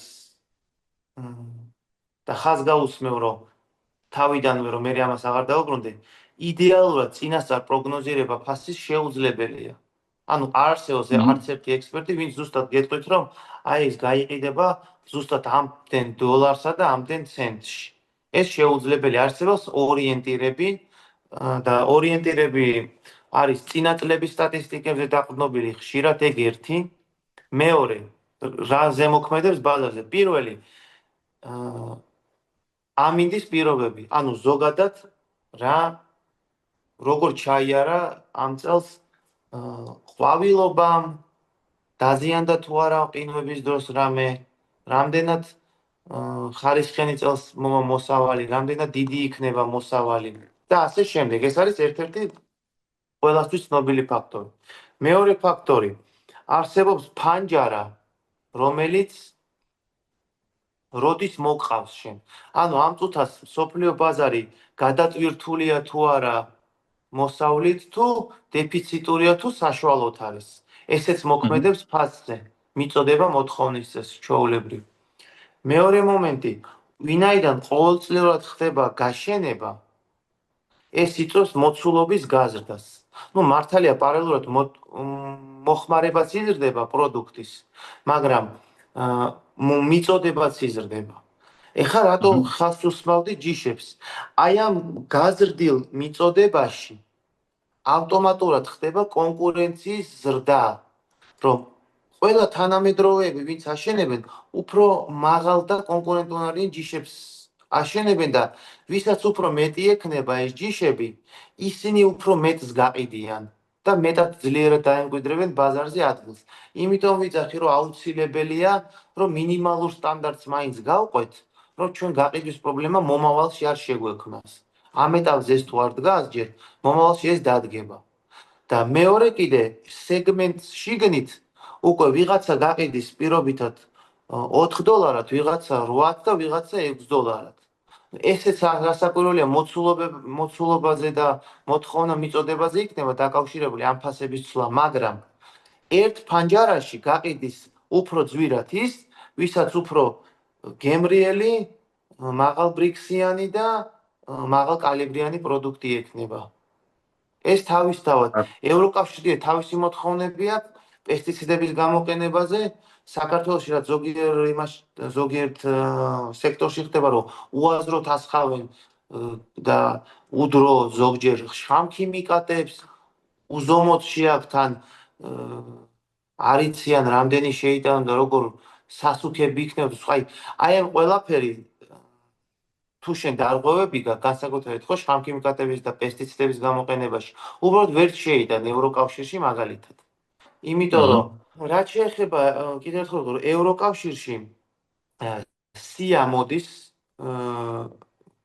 ანალიზები უნდა ჩააბარო და იმ ანალიზების შემდეგ შენ თუ პესტიციდების გამოყენება არ გადაჭარბებული, სადაც რამოდენიმე ასეული პესტიციდი არის ჩამოთვლილი და სხვა ქიმიური ნივთიერებები, შენ თუ გადააჭარბე სადღაც რომელიმეს, მაშინ ხდება უბრალოდ არ მოგცემენ გაყიდვის საშუალებას. ეს თავისი სტანდარტი არის. ჩვენთან უაზროდ ხდება ხშირად რაღაცეების გამოყენება. მე უფრო სხვა ინდუსტრიებზე მაქვს გაკეთებული აქცენტი. მოცვის ინდუსტრიაში ეს უფრო, ვინც წამყვანი მოთამაშეები არიან დიდები, ისინი უფრო ამას აკონტროლებენ. მე ხშირ შემთხვევაში და აი სხვა სფეროებში რაც არის სხვა სექტორში, არ ვიცი, ალბათ უმეტესი პროდუქტი ბევრი ვერ გავიდოდა ექსპორტზე, იმიტომ რომ რაღაც პესტიციდების გადაჭარბება რო იქნება, იქ უბრალოდ არ გაგაყიდინებენ და ეგ არის. კი, აი მაშინ მოდი ახლა გადავიდეთ ასოციაციაზე, პლუსებ და ესე იგი უპირატესობა აქვს ასოციაციას და მე ეს მაგალითი მე მინდა გადავიყვანო უკვე სხვა კულტურებზე. აი როგორ არის ეს მოწყობილი, როგორ მუშაობს ფერმერთა ასოციაცია მოცვში? იქ ხდება ძალიან დიდი, ისევ და ისევ არ მინდა ოფიციალურად ვინმე სახელით ვილაპარაკო, მე ზოგადად პრინციპს მოხდება ესეთი, იქ ხდება საშუალო და მსხვილი მოთამაშეების გაერთიანება, რომლებიც შეიძლება კოოპერირებენ, საერთო სტრატეგია აქვს სხვადასხვა ბაზრებზე გასვლის და აკეთებენ ქართული პროდუქტისთვის ძალიან კარგ საქმეს თავისთვისაც და ქართული პროდუქტისთვისაც და ზოგადად საქართველოსთვის, რომ ახდენენ ამ ყველაფრის სწორ პროპაგანდას, სწორ პროდუქტის როგორ ვთქვათ, პოპულარიზაციას, ქართული პროდუქტის პოპულარიზაციას სხვადასხვა ბაზრებზე მსოფლიოს მასშტაბით კონსოლიდირებენ, გაერთიანება აქვს და სტრატეგია აქვს თავისი და უბრალოდ ყველაფერს ისე აკეთებენ, როგორც საჭირო არის. რომ განვითარდეს დარგი, ნეტარი სხვა სფეროებშიც და სხვა სექტორებშიც იგივე ტენდენციები წამოვიდეს, მაგალითად, რაზეც ჩვენ წინასწარ ვისაუბრეთ. მოდი შედარება გავაკეთოთ, აი რასაც ხდება ახლა ატამში და მოცვში. არც მინდა შევადარო რა, სიმართლე გითხრა, იმიტომ რომ ამ წუთას ევროსტანდარტს თავი დავანებოთ. უბრალოდ საქართველოს მასშტაბითაც კი არ ხდება ეგეთი რაღაც. ჩვენთან არის აი ატამში ველური ბაზარი არის რა, ესე მოიხსენიებ. რატო ვიხსენიებ ეს ეს რეალობის ხაზგასმა არის, აქ არაფერი პირადული არ არის. აქ არის რა სიტუაცია, რომ ერთადერთი რაც ამ სექტორში ეხა გაკეთდა, მე ვიძახი მასიურად, ეხა ცალკე რაღაც ფერმერმა 1 გექტარი რაღაც გააშენა, ეს ინდუსტრიაზე არ მოქმედებს. ერთადერთი სამაცივრო მეურნეობები რაც გაკეთდა, ამან სიცოცხლე გადაურჩინა ქართულ პროდუქტს, რომ მას შეუძლია, რომ იმ ბაღებში რაც ნორმალურად არის მოვლა მეტნაკლებად იმ თუგი ძველ ჯიშებზე გაკეთებული, უბრალოდ ტრანსპორტირებაზე და ამ ყველაფერში სიცოცხლეს უხანგრძლივებენ. სხვა კუთხით ძალიან რთული არის. არ არსებობს რეალური ამ წუთას რაღაც უფრო ყველაფერი ექსპორტიორებზე დგას. ექსპორტიორები აკეთებენ ხოლმე ამ ყველაფრის იმას კონსოლიდირებას. სხვა კუთხით არ არსებობს მსგავსი ტიპის, რაც მოცვში არის, აი ეს თუ გინდა ასოციაცია, რაც 2 წლის უკან ჩამოყალიბდა, თუ 3 წლის უკან დაახლოებით ესე 2-3 წლია ფანჯარაში, აი რაც იმ მოდელი არსებობს, მსგავსი მოდელი არ არსებობს, არც არსებობს პლანტაციები ისე გამართული, როგორც მოცვში არსებობს, რომლებსაც ამ წუთას უკვე გააჩნიათ სრული ჯაჭვი. სრული ჯაჭვი, როგორც ხარისხიანად გაშენებული თვითონ პლანტაცია, ანუ მე ვიტყვი ნიადაგის დამუშავებიდან დაწყებული, სიმჟავის რეგულირებით, რაც საჭირო არის იმ კულტურისთვის, რაც მოცვი არის, მისი გაფხვიერება იქნება წვეთოვანი სისტემით აღჭურვა, შემდეგ გენეტიკურად მაღალხარისხიანი და ძლიერი გენეტიკის მქონე ჯიშების გაშენება და სწორი ჯიშების გაშენება, კლიმატის გათვალისწინებით სწორი ჯიშის შერჩევა, ამ ყველაფრის მერე სწორად ჩაციება, როგორც არის ფრეკულინგი, ანუ კამერები, რომლებიც ძლიერი ჰაერის ცივი ნაკადით სწრაფად ჩამოყავთ ტემპერატურა პირველ საათში, რომ რესპირაცია შენელდეს, მერე გადატანა ძირითად სამაცივრე საკნებსაც უკვე ჩამოდის 2 გრადუსზე და 1 გრადუსზე, ეს არის ოპტიმალური შენახვის ტემპერატურა ხილისთვის და მოცვისთვის. ასევე მერე ამ ყველაფრის უკვე გამოჩნდა საქართველოში და მიხარია რამდენიმე კომპანიას დაფასოების ხაზი აქვს, ანუ ამ პროცესში ჩაციების შემდეგ მოხდება ამ ყველაფრის ოპტიკური დაფასოება, ანუ ეს ხდება, რომ ხელოვნური ინტელექტი არის აპარატებში, იქ ლაზერით იმაშვება ზომავს აპარატი და რაც უვარგისია გამოყრის, იქ ეხლა იმის საშუალებაც კი არის, რომ თქვენ დააყენოთ აპარატი სირბილეზე. ანუ გარკვეულ დონის სირბილეზე ნაკლები თუ გააჩნია ხილს, აპარატი აფიქსირებს და იმასაც აგდებს. და შემდეგ ამ ყველაფრის კალიბრების მიხედვითაც დაფასოება უკვე შესაძლებელი არის. ანუ ამ კუთხით იმდენი ნაბიჯია მოცვში წინ გადადგმული, რომ ჩვენთან არც არსებობს. გაიხსენეთ ის შემთხვევა ატამში. თქვით რომ და მეც ვიცი ეს შემთხვევები და თქვენც მიაქვთ სადღაც იყო ერთი ცალი აპარატი ნაყიდი, მიიტანეს ხალხმა და უკმაყოფილები დარჩენ, ეს რამდენი ბრაკი გამოგვიყარაო აპარატმა ამაზე უკმაყოფილები დარჩენ. წარმოიდგინეთ, მოცვში პირიქით უნდათ რომ ეს ბრაკი გამოიტანონ, რომ ექსპორტზე მაღალი ხარისხი წავიდეს და იციან რომ რამდენიც გამოიყრება, მაგრამ მაღალი ხარისხის გენეტიკაში ზუსტად ის არის მომგებიანი, რომ რაც უფრო კარგად უვლი და კარგი მაღალი ხარისხის გენეტიკის ბუჩქი გაქვს დარგული, არ ხდება ამ ბრაკის დიდი რაოდენობით ბუჩქზე წარმოქმნა. ანუ ხო ხვდებით რაშია საკითხი? ის გენეტიკა იმაშიც გაგებინებს, რომ შენ მარტო რო შეიტან მოსავალს თუ იქ ატამში 20 და 30% გადმოუყარა, როგორც უვარგის, აქ არ არის 20 და 30%, აქ რამოდენიმე პროცენტი იქნება გამოყრილი მხოლოდ და ძირითადი მოსავალი ჯანსაღია და კარგი. ანუ დანაკარგიც კი ნაკლები აქვს გენეტიკას. ეგ არის პლუსი. და რაც შეეხება ჩვენთან თუ არ გამოსწორდა, რაც წინასწარ გადაცემებში ვისაუბრე, ახალი ჯიშები თანამედროვე ხარისხიანი და სწორი მოვლა, ზომიერი კვება, სწორი, არც მეტი და არც ნაკლები, რაც საჭირო არის იმდენი. ამ ყველაფერი თუ არ გამოსწორდა, მომავალში კი ვისაუბრეთ რა პრობლემები შეექმნება ინდუსტრიას. კი, აი მე რა მინდა დავამატო, ეხლა ლაპარაკობთ მოცვზე, მაგრამ გული მტკივა ატამზე და ვარშ ატამზე. იმიტომ რომ როგორც თქვენ ხედავთ, ესე იგი მოცვის ზრდის ტემპი, მოცვის ექსპორტის ზრდის ტემპი არის ძალიან კარგი, ძალიან მაღალი და კიდე ჩვენ ვსაუბრობთ, რომ ძალიან ბევრი არის კიდე პოტენციალი და უახლოეს დროს ეს უკვე ეხლა ჩვენ გვაქვს 28-ზე მეტი მილიონი დოლარის ექსპორტი და უახლოეს დროს ჩვენ შეგვიძლია უკვე ვილაპარაკოთ, რომ ეს უკვე გავა პირველ ადგილზე, გაასწრებს თხილს და წავა წინ. იგივე ნახეთ, ესე იგი ატამი უკვე რამდენი ხანი დგას ერთი და იგივე დონეზე და კი ახალი ბაღები შენდება, მაგრამ მაინც მეტი შემოდის უკვე ექსპლუატაციაში ბაღი, მაგრამ ადიზდება ექსპორტის მე რაც ვიცი, თქვენს მითხარით, რომ ძალიან დიდ შეცდომას აკეთებენ ზოგიერთები, თუ მათი მიზანი არის ექსპორტზე და თანამედროვე კონკურენტუნარიანობაში ჩაებნენ, რომ ისევ ხდებაო ძველი ჯიშების გაშენება, ცალკეულ შემთხვევებში არ მაქვს საუბარი. ზოგიერთები ისევ აშენებენ, მაგრამ ისევ იმ ძველ ჯიშებს და ეს არის შეცდომა. მასიურად ხდება ბაღების გაშენება კახეთში, მაგრამ ძველი ჯიშები.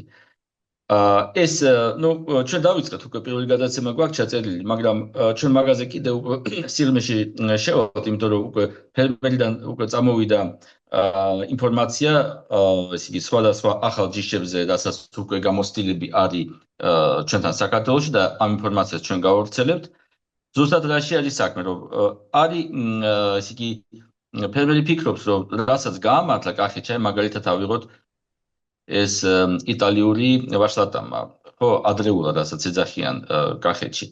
ეს ადრეულად, ანუ მეტნაკლებად სტაბილური ჯიში არის და რაღაც რაოდენობას აძლევს, ანუ გეგმიდან, ხო, მოსავალს.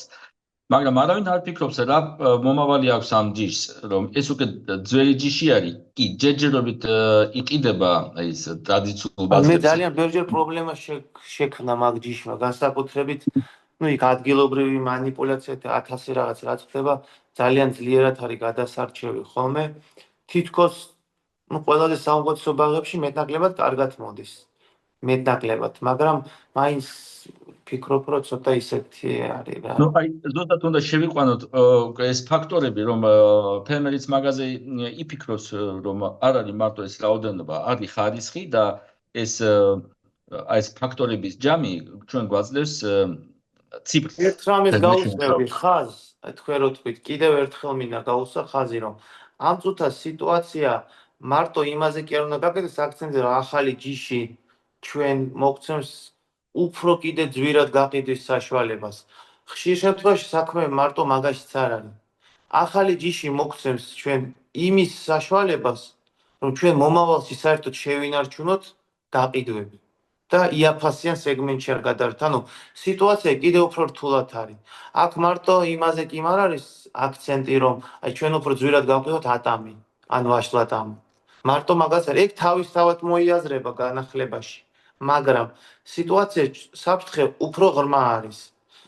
საფრთხე უფრო ღრმა არის, რომ იმ სეგმენტში სადაც ვართ, სხვა აკეთებს ჩანაცვლებას, როგორც მაგალითად აზერბაიჯანის მაგალითი მოვიყვანე. და ის შემოვა შენ სეგმენტში პლუს მინუს შენ ფასში უკეთესი ჯიშით და უფრო დიდი რაოდენობით. და ბოლოს იმაზე კი არ გაგიხდება საფიქრე, რომ ახალი ჯიში მე გავაშენო იმისთვის, რომ მე კიდევ უფრო მეტი მოვიგო. არამედ იმისთვის, რომ მე ახალი ჯიში მჭირდება პირველ რიგში იმისთვის, რომ მე უბრალოდ გადავრჩე ბაზარზე და უფრო იაფად არ გამეყიდოს, რაც მაქვს. ან საერთოდ გაყიდვის გარეშე არ დავრჩე მომავალში. როცა სხვა ჩემი კონკურენტი ქვეყნები, ვისაც შემოაქვს, ისინი მოახდენენ ჩანაცვლებას ახალი, უფრო თანამედროვე და ვიზუალურად და გემოვნებით ვისებით მქონე უფრო ძლიერი ჯიშებით. აი მაგაში არის მიგ პრობლემა საერთოდ. კი ბატონო, ესე იგი არ არის მარტო ბაღი, აი ჩვენ უნდა ვიცოდეთ და ის უნდა გავაკეთოთ საუკეთესო გზით, რომ რა ჯიში არის ამ ბაღში, რომელიც არის მორგებული კლიმატური პირობები, რასაც ჩვენ გვაქვს კლიმატური პირობები და დანარჩენი. კარგი, გიორგი, ესე იგი ეს იყო უბრალოდ ლაპარაკი ესე იგი ატამზე, რასაც ჩვენ კიდე გვექნება ხშირი შეხვედრები ფერმერებთან და საუბარი ამ თემაზე. მაგრამ მოდით კიდე მივბრუნდეთ იმას მოც და აი რა ახალი ჯიშები იქნება საინტერესო მომავალში და რა ჯიშებზე ფერმერმა უნდა გააკეთოს აქცენტი. დღეს საქართველოში ზოგადად მასიურად მოцზე თუ საუბრობთ, გაშენებული არის ჯიშები და მოцში კიდე ერთი რაღაცაზე მინდა გავუსვა ხაზი, რომ ხანდახან აიძახიან ჯიშის სახეობას, მაგრამ ეს ჯიშიც სხვადასხვა წარმომავლობის არის, სხვადასხვა სანერგედან, სხვადასხვა გენეტიკური სიძლიერის და ვირუსებისგან დაცული და ასე შემდეგ. ანუ პირობითად ერთ-ერთი ესეთი პოპულარული ჯიში არის ჯუკი გაშენებული. მაგრამ ამ ჯუქსაც მნიშვნელობა აქვს, რომელი სანერგედან არის წამოსული. პოლონერია, იმ პოლონეთშიც არის მაღალი და ძალიან დაბალი ხარისხის სანერგები, ვირუსებისგან დაცულია და დაავადებებისგან თუ არა. აი ხო ხდებით, იმდენად ბევრი ფაქტორია გასათვალისწინებელი, რომ უნდა იყოს სერიოზული მაღალ ხარისხიანი სანერგისგან შესული. ეხლა არის სხვადასხვა ჯიშები გაშენებული საქართველოში, ჯუკი, ლეგასი, ონილი, ბლუ რიბონი, სუზი ბლუ, ბლუ გოლდი, ბლუ კროპი, სტარი და ასე შემდეგ. ზოგიერთ ჯიშებს თავის სპეციფიკობა ახასიათებს, აღარ მინახა მაგ დეტალებში წავიდე, ამ თვითას კიდევ ძალიან ბევრი სალაპარაკოა. ზოგი ჯიშს ნაკლებად ახასიათებს სტაბილური ტრანსპორტაბელურობა. მაგრამ რაც ჩამოთვალე ამ ჯიშების უმეტესობა ნორმალურები არის, ამ თუთა საქართველოს რეალობაში ეს არის. კიდე არის რამოდენიმე ჯიში, ის ცალკე საუბრის თემა არის, ძალიან სუპერ ჯიშები არის. ის ესე უბრალოდ ყველა ვერ აშენებს, იმას თავისი ნებართვის აღება ჭირდება ლიცენზიის მქონე კომპანიებისგან, ის არ იქნება მასიურ გაშენებაში. ყოველთვის საქართველოს ზოგადად 100 ჰექტარს აშენებენ, არის სუპერ ჯიშები, მაგრამ იქ ცოტა თავის სპეციფიკური სირთულეები არის. ის არის რომ ჩამოიტანე, გადაამყნეს სადღაც და გაამრავლეს და ეგრე არ ხდება. იმას თავისი დაცვა აქვს და ის ინტელექტუალური უფლებების და ასე შემდეგ და ასე შემდეგ. დღეს საქართველოში რაც ჩამოთვალე წეღან შემო რომელიღაც გამომრჩა ხარ რთულია ზუსტად თითოეული ჯიში ჩავხომ ძირითადი რაც არის მასიურად გავრცელებული ეს არის, მაგრამ აქაც არის განსხვავება. ვიღაცას ჩამოაქვს ძლიერი სანერგეებიდან და უფრო მეტ სიხდის, ვიღაცას ჩამოაქვს თითქოს სახელი იგივე აქვს, მაგრამ სადღაც იაფიანი და ღმერთმაიც როგორ გაამართლებს ხანგრძლივ პერსპექტივაში ეს ჯიში რა სიზავს, როგორ და რანაირად გამოიჩენს თავს. ამიტომ ბიზნეს გეგმის სათუო წარმომავლობის ნერგებზე აწყობა ეს არის უდიდესი შეცდომა, რაც შეიძლება დაუშვეს პლანტაცია. გიორგი, აი მოვალ გადაცემებში მე მინდა გთხოვოთ და მეც მოემზადები ამისთვის, რომ უკვე ციფრებით დავიწყოთ საუბარი. აი რა არის განსხვავება? ეხლა ჩვენთან ყველა ცდილობს რომ გააკეთოს ეკონომია დასაწყისში. რომ თქვათ, აი რასაც თქვენ ლაპარაკობთ, რომ შემოტანილ ენერგიებზე კარგი მეურნეობიდან რომ წამოიღოს ეს ენერგიები, სადაც არ არის ვირუსი, სადაც არ არის ეს დაავადებები ბაქტერიული და ასე შემდეგ და გამძლე ეს ჯიშები და ძალიან ხშირად ჩვენი ფერმერი ყიდულობს ადგილობრივ მაშინ თქვა საქართველოში გამოყვანილ იმაზე ენერგიებს. აქაც უნდა ვთქვათ რა რისკებთან გვაქვს საქმე და მე არ ვლაპარაკობ რომ მოდით საქართველოში არ ვიყიდოთ, მაგრამ ესეც რჩევა მივცეთ ჩვენ კომპანიებს, ვინც გამოყავს ეს ენერგიები, რომ დაიცვან მინიმალურ წესებს, რასაც ქვია ესე იგი ჰიგიენა, რომ მეტი და იგივე ადგილას არ იყოს გამოყვანილი ეს ენერგიები, იმიტომ რომ უკვე ვრცელდება დაავადებები, ვირუსები და ასე შემდეგ. ეს რაც უნდა იყოს დაცული ეს ყველაფერი, როგორ არის რა არის ვთქვათ ეს ფესვის სისტემა და რომელი არის ყველაზე კარგი ამ კლიმატურ პირობებისთვის, სადაც აპირებს ფერმერი დარგვას. ამაზეც გავაკეთოთ აქცენტები. მაგრამ გავაკეთოთ კიდე რა არის? აი ყველაზე იაფი, რასაც ჩვენ ფერმერმა შეიძლება იყიდოს და სადაც შეუძლია გააკეთოს ეკონომია და მეორე მხრივ, ვთქვათ რას ნიშნავს ძვირიანი, ვთქვათ, აი გარანტირებული კომპანიიდან, სადაც ყველანაირი დაცვა არის, რომ მე მაგ ეს ნანახი ჩემი თვალით, რასაც ვთქვათ, აი ვაზში მე შემიძლია გავაკეთო ეგეთი განცხადება, რომ რასაც იყო შემოტანილი ვთქვათ კომპანია რა უშედეგდა რამდენიმე ისე იგი ადგილას, სხვადასხვა ადგილას. ესე იგი მეორე წელს პირველ წელს ნიშნები, მეორე წელს იყო სოლიდური მოსავალი, მეოთხე წელს შემიძლია ვთქვა, რომ ეს უკვე აძლევდა სრულფასოვან მოსავალს. ანუ ესეც რომ გავდავიყვანოთ ციფრებში და შევადაროთ ეს პირველადი ინვესტიცია, რაც ჭირდება რომ გააკეთოს ფერმერმა. იქნება პირველივე წელს იყო ამოღებული, როცა წესიერი მოსავალი წამოვიდა ის მაგრამ მეორე წელს კი, უკვე მეორე წელს იყო ნათლად ჩანდა შედეგი და სერიოზული იყო სერიოზული უკუგდება ფინანსური. ხო, ეს ფერმერმა უნდა იცოდეს, იმიტომ რომ როცა ლაპარაკი არის რომ ვთქვათ ენერგია ღირს 10 ევრო პირობითად ამობ და აგის ვთქვათ 2 ევრო და 5 ესე იგი 5 ჯერ არის სხვაობა. მაგრამ როდის აი ეს ფინანსური გეგმა ვთქვათ გაშლილი 3, 5, 6 წლის აი გეგმა რომ დაინახავს სრული სურათი ფერმერი, უკვე სხვანაირად დაიწყებს ფიქრს. და მეორე მხარე სად გაიყიდება მაგისი მოყვანილი პროდუქტი, იმიტომ რომ აქაც უნდა მიიღოს გარანტიები. თუ მოიყვანს, ეს არ ნიშნავს რომ გაკიდული არის პროდუქტი. და თუ მოიყვანო ევროკავშირის კარგი გაყიდვას, რაც პროდუქტი, შეეხება იქ სერტიფიკაციები არის ხშირ შემთხვევაში მსხვილზე საჭირო. სადღაც შეიძლება იმის გარეშეც ნახო ადგილი, მაგრამ ეს ცალკე ადგილობრივი შემთხვევები, მასიური გაყიდვა რაც ხდება, ეს გლობალ გაპი და ეს ყველაფერი ფაქტიურად დღეს ყველა წამყვან მოცვის ბაზარს თუ კომპანიები. ავიღებთ, ყველა წამყვან მოთამაშეს, კომპანიას მჰმ. გლობალ გაპი, გრასპი და სხვა მსგავსი სერტიფიკატები, რაც საჭირო არის მინიმალურად, ფაქტობრივად ყველას გაკეთებული აქვს. და დღეს ატამშავლის აქვს ვინმე საერთოდ სიტყვაზე და რომ მე ეგეთი კომპანია ფერმერი არ ვიცნობ, ვისაც აქვს გლობალ გაპი აღებული. ესე იგი, მაგაზეც უნდა ვისაუბროთ. თუ ჩვენ გვინდა სადღაც გავიტანოთ, ეს იქნება ევროპის ბაზარი, ან თქვათ აზიის ქვეყნები, გალფის ქვეყნები, ამერიკა და ასე შემდეგ.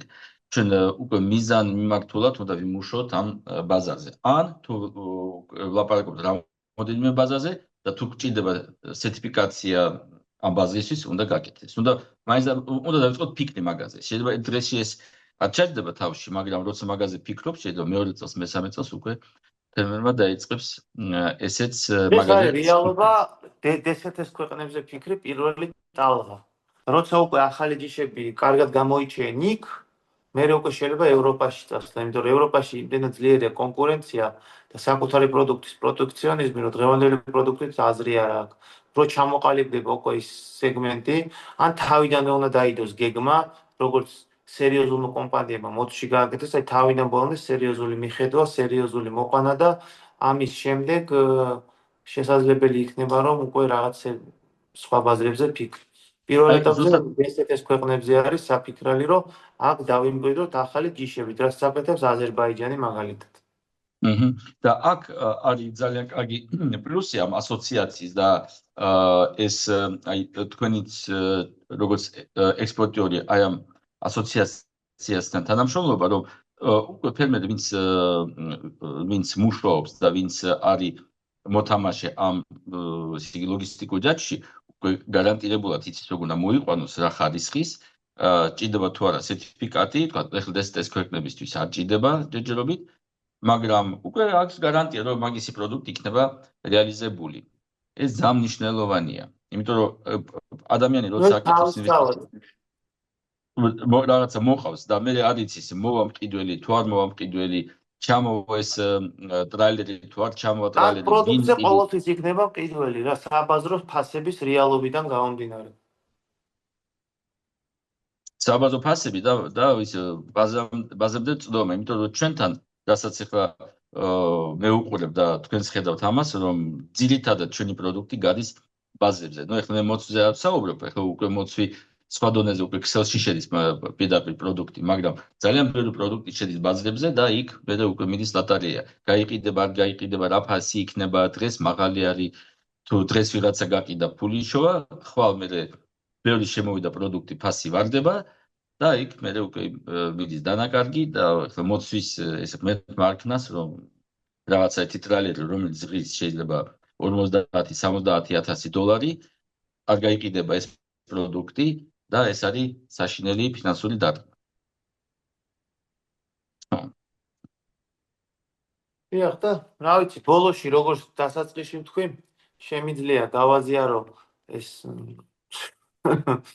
სოფლიოში ინოვაციები რაც ხდება თვითონ წამყვანი წარმოებლებისთვისაც.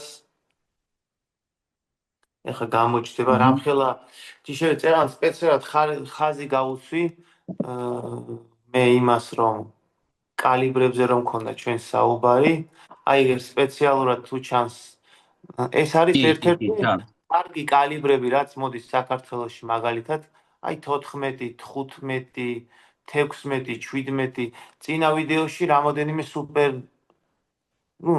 ესე ვეძახი რამოდენიმე სუპერ პლანტაციაზე რაც საქართველოში არის, იქ არის ჯიშები თუ უყურებთ, აი 18, 20, 21 ეს ძალიან დიდი ჯიშები არის მოცვისთვის, ძალიან დიდი. და რაც გაშენებულია თუ უყურებთ ამ ვიდეოშიც, კიდე ერთხელ ტელემოყურებელს რომ ნახოს ამ ეებში აი 22-იანი კალიბრი თუ ხედავთ, ეს ძალიან სერიოზული კალიბრი არის მოცვისთვის, ძალიან. ეს პრემიუმ კარიბლის ზომებში გადის, მაგრამ ეხლა მინდა გადავიდე ინოვაციებზე, რა ხდება მსოფლიოში. ეს არის ესე მოყავთ. ეს არის ამ წუთას ერთ-ერთი ავსტრალიური რეკორდსმენი. წარმოიდგინეთ, აქ კალიბრი ხომ თქვით ციფრები, ანუ ჩვეულებრივი სტანდარტი 12-14 თუ იყო, ამისი არის თითქმის 40 მილიმეტრი. ანუ 39 წელი ძახეთ რამხელა პინგ-პონგის ბურთის ხელა არის ლამის, რამხელა ისინი მოყავთ ინოვაციები არის 20 გრამს იწონის, როცა ჩვეულებრივად 2, 3, 4 გრამი არის მოცვი, ну ცოტა დიდები 5 გრამი, 6 გრამი. ეს არის 20 გრამი. ესეთი წინა წლებში მოყვანილი მოცვი არის. ეს კიდე მოყავთ ჯიშები, შეხედეთ უკვე ვიზუალურად ეთყობა რამხელა არის. ამაზე წამყვანი მსოფლიო აგრონომები მუშაობენ ერთ-ერთი და ანუ შეხედათ საითკენ მიდის ინდუსტრია, რა ინოვაციები ხდება. და ხა როგორ გინდა თქვენ ამას მომავალში გაუწიოთ კონკურენცია, როცა წლების მერე უკვე რაც მე წინა სურათებში გითხარით, ის გახდება ნელ-ნელა უკვე მასიური. როგორ გინდა თქვენ მაღალ სეგმენტში შეინარჩუნოთ თავი ძველი და სუსტი გენეტიკის ჯიშებით. ანუ თქვენ თვითონ ხვდებით ბაზარი საითკენ მიდის. ავიცი, აი ხა კალიბრებს შეხედეთ 26, 27, 28, 29 უკვე როგორები მოყავთ ზოგიერთ სუპერბაღებში. და ეს ყველაფერი როგორ გითხრათ 100% ბაზარი ესეთი არ გახდება, მაგრამ ესეთი სუპერბაღები სოლიდურ ნაწილს დაიკავებს. ეს სოლიდური ნაწილი გახდება პირამიდის თავი. ის რაც დღეს არის პირამიდის თავი ჩამოიწევს დაბლა და რაც აიქნება დაბლა ის საერთოდ გადამუშავებაში ან იაფასიან სეგმენტში წავა. ან გაქრება, ან იაფასიან სეგმენტში წავა ძალიან, ან გადამუშავებაში. ამიტომ ეს არის ტენდენციები, ნელ-ნელა სხვადასხვა ყველა სფეროშიც ცდილობენ. უბრალოდ რომელიც უფრო ძლიერად კომერციული სფერო არის, იქ უფრო სწრაფად და აქტიურად მიმდინარეობს ესეთი ინოვაციების პროცესი. თორე არც ატამი და არც ქლიავი და არც ვაშლატამი არის შორს მსგავსი რაღაცეებისგან. კარგი, გასაგებია, გიორგი. პრინციპში ეხლა აი პირველი გადაცემისთვის მოცვზე მე მგონი საკმარის ინფორმაცია მივაწოდეთ. იმიტომ რომ ჩვენ მომავალში მე კიდე უფრო ღრმად შევალთ დეტალებში, ძალიან ბევრი არის კიდე სათქმელი, იმიტომ რომ მოვამოყვანის პროცესი არის გასავლელი, აი ეს post harvest აი ეს ყველა ქმედება უნდა იყოს გათვალისწინებული და ფერმერმა უნდა ზუსტად იცოდეს რა უნდა გაკეთდეს, იმიტომ რომ ჩვენ ხშირად გვესმის რომ კი არის მაცივარი, ხო დღეს ჯერ კრეებთ მე სადაც ჭრდილში ვაჩერებთ მე მიდის საღამოს იმაში მაცივაში ესეც უკვე არის დანაკარგი. ფერმერი ეს ყველაფერი ჩემი ხელით და თვალით და ყველაფრით მაქვს ნანახი საუკეთესო და უარესი პლანტაციებიც ხარ. სხვა ქვეყნებში თავი გამონდებოდ სპეციალურად სხვა ქვეყნებში რა მაქვს ნანახი სადო და როგორ ეს ცალკე ისტორიებია და ვინ რა მოდელით მუშაობს. მე საქართველოზე მაქვს საუბარი რომ აი ხანდახან როგორ გითხრათ რა. ისეთი კურიოზები შემხვედია მომისმენია და გადამხდენია თავს რომ არ ვიცი რა ძალიან ართულებს ხოლმე რა საქმეს. ანუ კაია რომ გარკვეული წილი ბაზრის ჩამოყალიბდა სერიოზულ კომპანიებად, სერიოზული გეგმებით და სერიოზული მიდგომით, რაც სოფლიო სტანდარტი არის. და მე ძალიან მიხარია რა, ქართული სექტორი რო ძლიერდება მოცვში მაინც ამ წუთას ძლიერად. მოცვი ახლა როგორც ლოკომოტივი არის ჩვენი და ესე იგი ეს ყველა დანარჩენი პროდუქტი, აი რასაც უკვე ჩვენ მიღწევები გვაქვს მოცვში, ჩვენ მაგაზე ეს ყველაფერი კარტებს გავშვით, ვაჩვენებთ როგორ იყო მიღწეული ეს ციფრები და ეს გადავიტანოთ მოცვის გამოცდილება სხვა კულტურებზე, რაც რაც მოყავს საქართველოში. დიახ, ეგრეა. კარგით, გიორგი, დიდი მადლობა. ესე იგი, ჩვენ ძალიან მალე გვექნება შეხვედრა კახეთში ფერმერებთან და იქ გავაგრძელებთ საუბარი ატამზე, ვარსატამზე და დღეს დიდი მადლობა, ძალიან საინტერესო იყო როგორც ყოველთვის თქვენი ინფორმაცია და მოვალ შეხვედრამდე. კარგად ზარდეოდეთ. მადლობა ტელემაყურებელს, ვინც უყურა და დაინტერესდა და მადლობა. გაითვალისწინებს. ნახვამდის.